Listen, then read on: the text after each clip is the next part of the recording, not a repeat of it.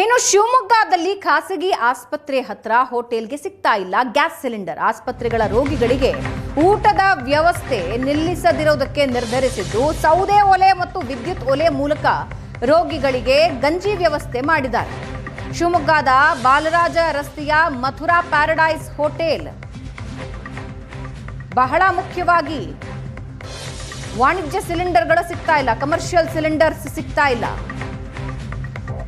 ಇದರಿಂದಾಗಿ ಹೋಟೆಲ್ ಉದ್ಯಮದ ಮೇಲೆ ದೊಡ್ಡ ಪೆಟ್ಟಾಗಿದೆ. ಶಿವಮೊಗ್ಗದ ಖಾಸಗಿ ಆಸ್ಪತ್ರೆ ಹತ್ರನೇ ಇರೋ ಹೋಟೆಲ್ಗೆ ಗ್ಯಾಸ್ ಸಿಲಿಂಡರ್ ಸಿಗ್ತಾ ಇಲ್ಲ. ಆಸ್ಪತ್ರೆಗಳ ರೋಗಿಗಳಿಗೆ ಸುತ್ತಮುತ್ತ ಇರುವಂತಹ ಹೋಟೆಲ್ಗಳಿಂದ ತಿಂಡಿ ತಿನಿಸುಗಳು ಹೋಗುತ್ತವೆ. ಆದರೆ ಈ ಊಟದ ವ್ಯವಸ್ಥೆ ನಿಲ್ಲಿಸದೇ ಇರೋದಕ್ಕೆ ನಿರ್ಧಾರ ತೆಗೆದುಕೊಂಡಿದ್ದು ಸೌದೆ ಒಲೆ ಮತ್ತು ವಿದ್ಯುತ್ ಒಲೆ ಮೂಲಕ ರೋಗಿಗಳಿಗೆ ಗಂಜಿ ವ್ಯವಸ್ಥೆ ಮಾಡ್ತಾ ಇದ್ದಾರೆ. ಶಿವಮೊಗ್ಗದ ಬಾಲರಾಜ ರಸ್ತೆಯ ಮಥುರಾ ಪ್ಯಾರಡೈಸ್ ಹೋಟೆಲ್ ಇದು.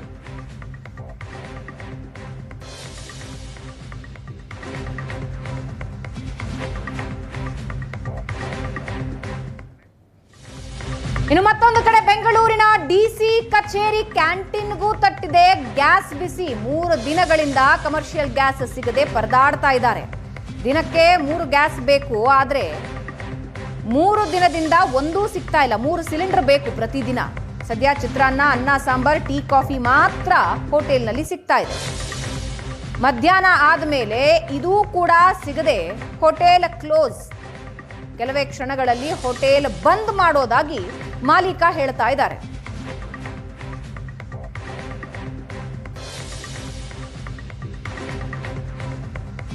ಡಿಸಿ ಕಚೇರಿಯ ಕ್ಯಾಂಟೀನ್ಗೂ ಇದರ ಬಿಸಿ ತಟ್ಟಿದೆ. ಕಮರ್ಷಿಯಲ್ ಗ್ಯಾಸ್ ಸಿಲಿಂಡರ್ ಸಿಗ್ತಾ ಇಲ್ಲ. ಒಂದು ದಿನಕ್ಕೆ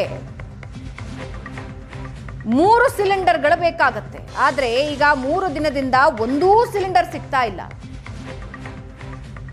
ಕ್ಯಾಂಟೀನ್ ಅಂದ್ರೆ ಬಹಳ ವೆರೈಟಿ ತಿಂಡಿಗಳಿರುತ್ತವೆ. ಆದರೆ ಸದ್ಯ ಸಿಲಿಂಡರ್ ಅಭಾವದಿಂದ ಚಿತ್ರಾನ್ನ, ಅನ್ನ, ಸಾಂಬಾರ್, ಟೀ, ಕಾಫಿ ಇಲ್ಲಿಗೆ ನಿಲ್ಲಿಸಿದ್ದಾರೆ ಹೋಟೆಲ್ ಮಾಲೀಕರು. ಆದರೆ ಮಧ್ಯಾಹ್ನದ ನಂತರ ಅದೂ ಕೂಡ ಇಲ್ಲ.